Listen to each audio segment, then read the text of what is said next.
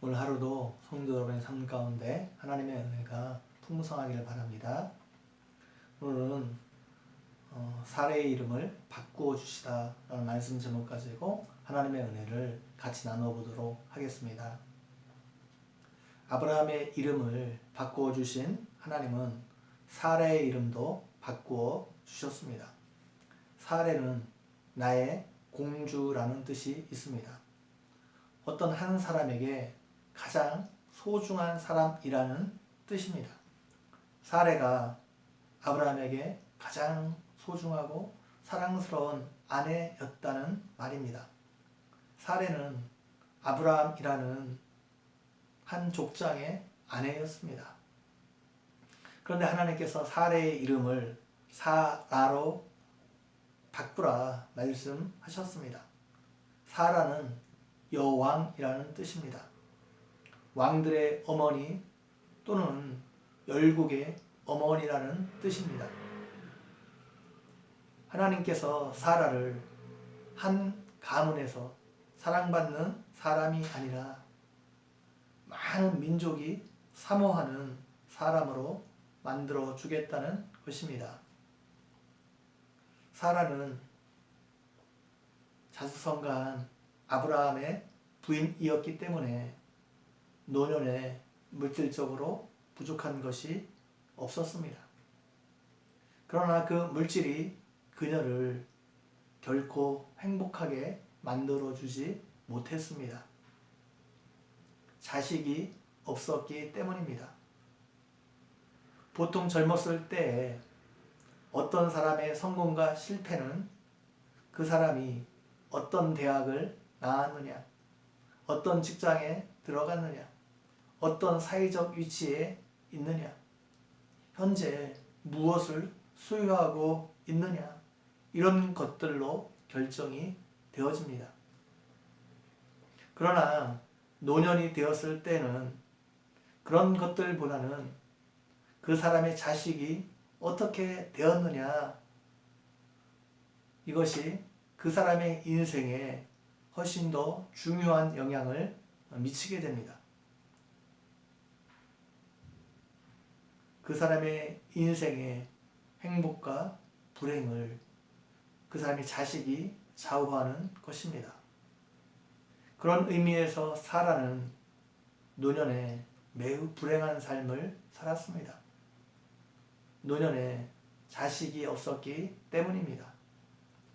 특별히 고대에 자식을 낳지 못하는 것은 하늘의 벌을 받아서 그렇게 되었다 생각했습니다. 그래서 사라는 하나님께 저주받은 인생으로 사람들에게 낙인이 찍혀 생활을 해야 했습니다.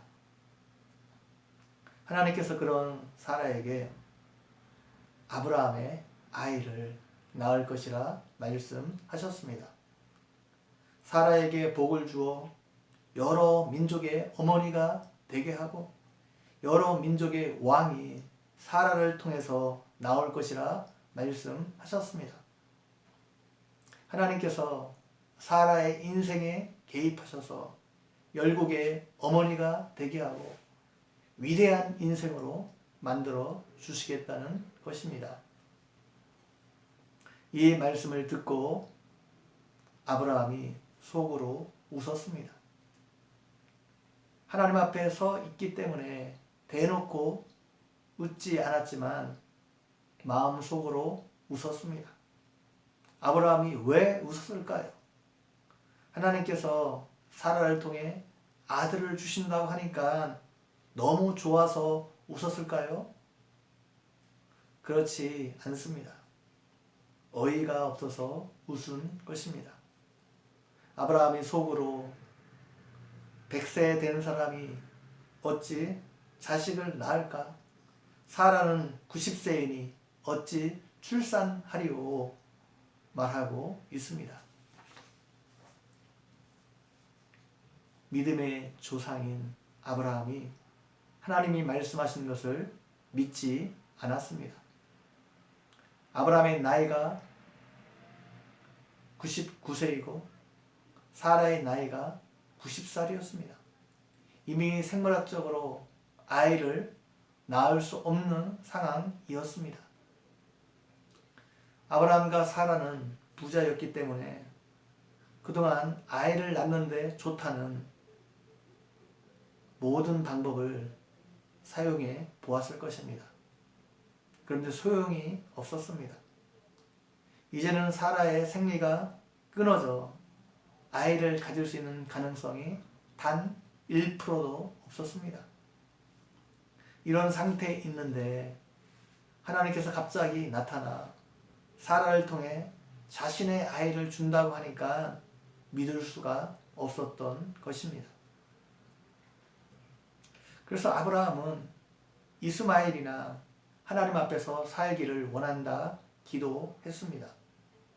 자신은 이스마엘이면 충분하다는 것입니다. 더 바랄 것이 없다는 것입니다. 이스마엘이 하나님의 약속의 자녀로 살기를 원한다는 것입니다. 이스마엘을 통해서 하나님의 언약이 계승되기를 원한다 말하고 있는 것입니다. 그런데 하나님은 그것을 거절하시고 사라가 낳은 아들을 통해서 하나님의 뜻을 이루어 가시겠다 말씀하셨습니다. 사라가 낳을 아들의 이름을 이삭이라 지으라 말씀하셨습니다.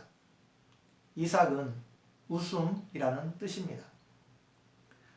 아브라함이 하나님이 말씀하셨을 때 웃었습니다. 하나님께서 하시려는 일이 전혀 불가능한 일이었기 때문입니다. 그런데 하나님은 아브라함이 진짜로 웃게 하실 것이란 의미에서 이삭이라 지으라 말씀하신 것입니다.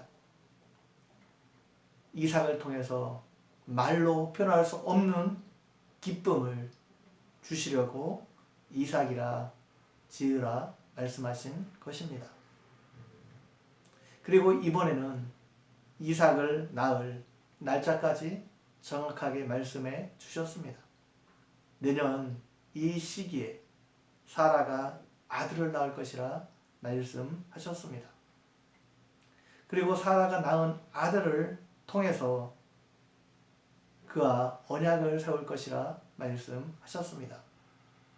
이스마엘에 대해서는 아브라함이 기도했기 때문에 그에게도 복을 주어 크게 생육하고 번성하게 해줄 것이지만 하나님과의 언약은 이스마엘이 아니라 이삭과 세울 것이라 말씀하셨습니다.